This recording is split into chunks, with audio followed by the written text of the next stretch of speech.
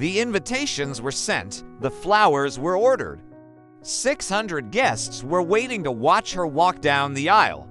But on the morning of her wedding, the bride never arrived. Her family searched, her fiancé prayed, and the town held its breath. Had she been taken? Had she run? Or had something far darker happened? This is the story of Jennifer Wilbunks, the missing bride who never made it to the altar. Duluth, Georgia, a tight-knit southern town where reputations matter and weddings are more than ceremonies, they're spectacles. In 2005, one of the biggest weddings the town had ever seen was about to take place. The bride, Jennifer Wilbunks, 32 years old. A woman described by friends as sweet, spiritual, and a little anxious. The groom, John Mason, her steady, church-going fiancé. Jennifer wasn't perfect. She struggled with nerves, self-doubt, and the crushing pressure of being in the spotlight. But she wanted a family, a life, stability. John was her safe harbor. And on April 30th, 2005, she was set to walk down the aisle in front of nearly 600 guests. It was supposed to be the happiest day of her life. On April 26th, just for days before the wedding, Jennifer laced up her sneakers for an evening jog.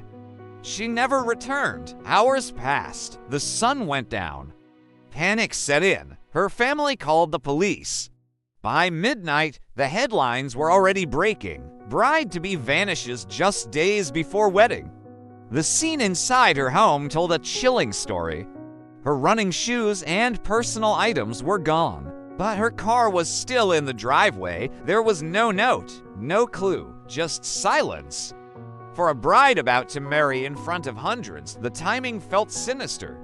Something was wrong, terribly wrong. The community mobilized. Hundreds of volunteers combed through fields, trails, and rivers. Flyers with Jennifer's photo were stapled to trees, taped to store windows, and posted across the internet. Every arm mattered. Every minute felt like a countdown. The bride had vanished, and the clock was ticking. April 30th was supposed to be the happiest day of their lives. The invitations had been sent, the church decorated. Nearly 600 guests dressed for a celebration. But as the hours passed, whispers began to spread.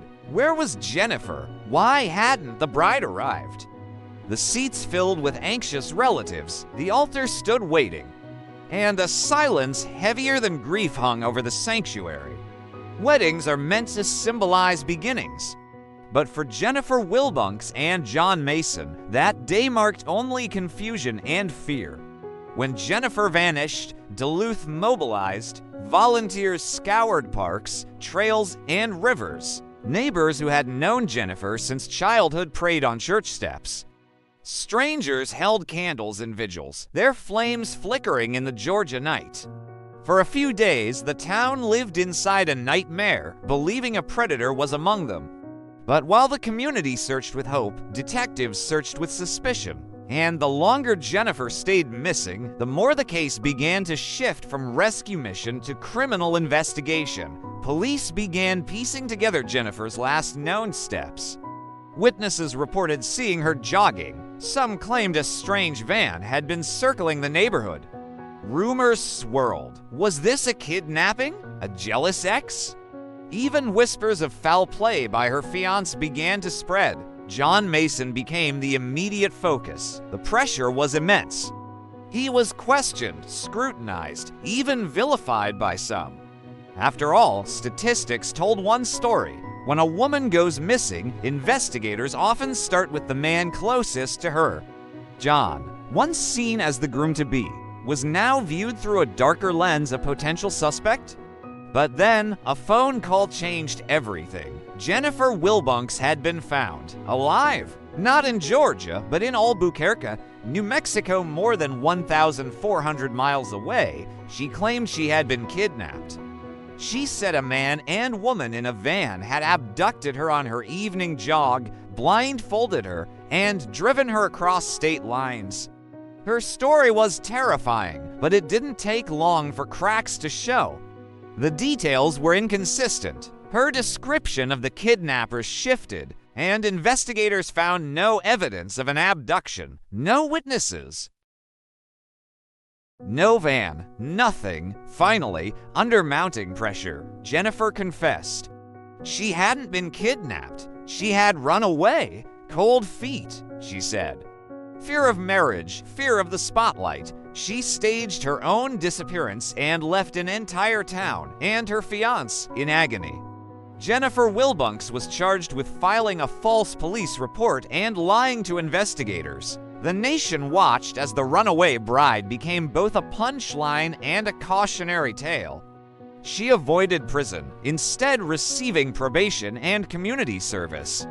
But for John Mason, the man left at the altar, the wound was deeper than any court sentence could heal.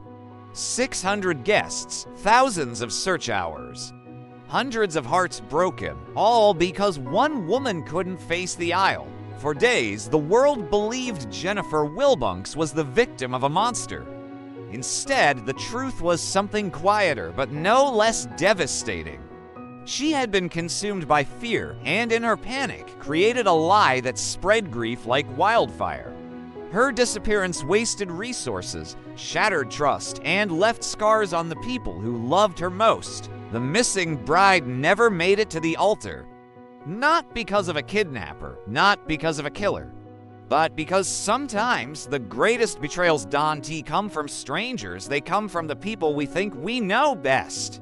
Jennifer Wilbunks will always be remembered as the bride who never made it to the altar.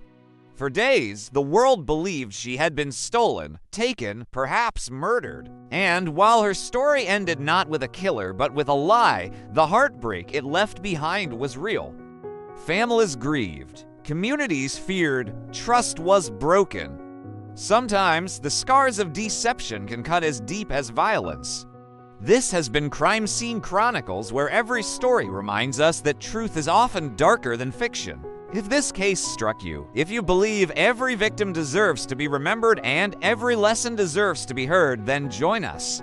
Like this video, share it with others who care about justice. Leave a comment with your thoughts. Do you believe fear excuses deception? Or is the cost high?